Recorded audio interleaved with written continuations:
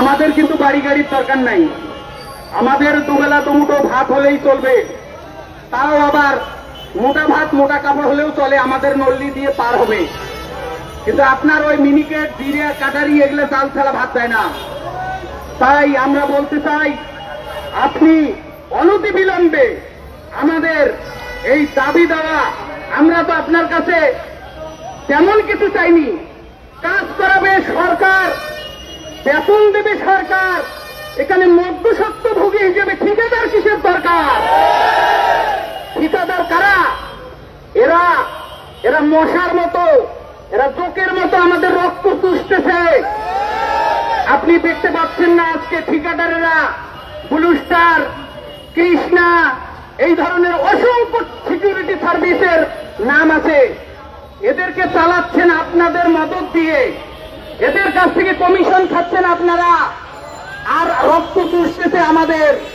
বেতন দেন আমাদেরকে 16,000, কমিশন দেন 3,000 তাদেরকে। ওই 3,000 টাকা আপনারা আমাদেরকে দেন কেন? মধ্যস্বত্বভোগী হিসেবে তাদেরকে রাখতেছেন আপনারা।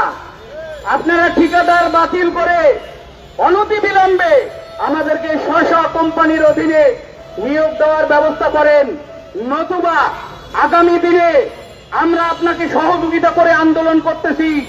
আগামী দিনে এই 6 লাখ লোক যদি রাজপথে নেমে যায়, আপনি আপনার বাথরুম সাফ করা, আপনার পানি ওয়াসার সাপ্লাই দেওয়া, আপনার জ্বালানি খাতে বিদ্যুৎ সরবরাহ করা, আপনার কয়লা উত্তোলন, আপনার স্বাস্থ্য খাত, আপনি চতুর্দিক দিয়ে অচল হয়ে যাবেন। তাই আমরা বলতে চাই, আমরা আপনার সঙ্গে শান্তিপূর্ণভাবে আপনার সঙ্গে আমরা আন্দোলন সংগ্রাম করে যাচ্ছি, আপনাকে সহযোগিতা করতেছি। 6 লাখ লোকের মধ্যে আমরা হয়তো 10-20 হাজার লোক নিয়ে আপনার সঙ্গে সমাবেশ করতেছি, কিন্তু আমাদের মুখের দিকে তাকিয়ে আছে হাজারো লক্ষ লক্ষ আউটসোর্সিং ভাইয়েরা। কারণ আর কেউ নির্যাতিত নিপীড়িত হতে চায় না, আর কেউ স্বাধীন দেশে বৈষম্যের শিকার হতে চায় না, আর এই বড়পুকুরিয়া কোল মাইনের মতো অসংখ্য সমস্যায় জর্জরিত আউটসোর্সিং ভাইয়েরা এই পথে আর থাকতে চায় না। আমরা পার করে বলে দিতে চাই, কেন্দ্রীয় সংগঠন থেকে বলে দিচ্ছে, আমাদের প্রতিটি প্রতিষ্ঠান থেকে বলে দিচ্ছি, আমাদেরকে যেন শাটডাউনে যেতে না হয় সেদিকে লক্ষ্য রাখবেন। কারণ আমাদের আর কতদিন রাজপথ? 36 জুলাই কিন্তু একদিনে ঘটে নাই। এরকম আমাদেরকেও আপনি 36 জুলাই ঘটার পরিবেশ তৈরি করিয়েন না। আমরা বলতে চাচ্ছি, আমরা আপনার কাছে এমন কোন সামরিক এমন কোনো কিছু চাইনি। আমরা চেয়েছি মধ্যস্বত্বভোগী হিসেবে এই যুগটা যেন আমাদের রক্ত চুষতে না পারে।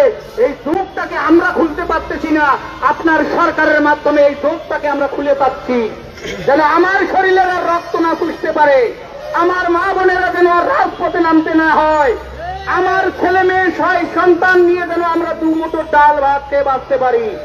পরিশেষে সকলকে রাজপথে থেকে আন্দোলন সংগ্রামে সহযোগিতা করা, কেন্দ্রীয় নেতৃবৃন্দকে সার্বিকভাবে সহযোগিতা করা এবং সেই সাথে বজ্রকণ্ঠে আওয়াজ তুলুন, আর নয় বৈষম্য, আর নয় ঠিকাদার, স্বাধীন দেশে স্বাধীনভাবে বাঁচতে চাই, ঠিকাদার মুক্ত বাংলাদেশ চাই।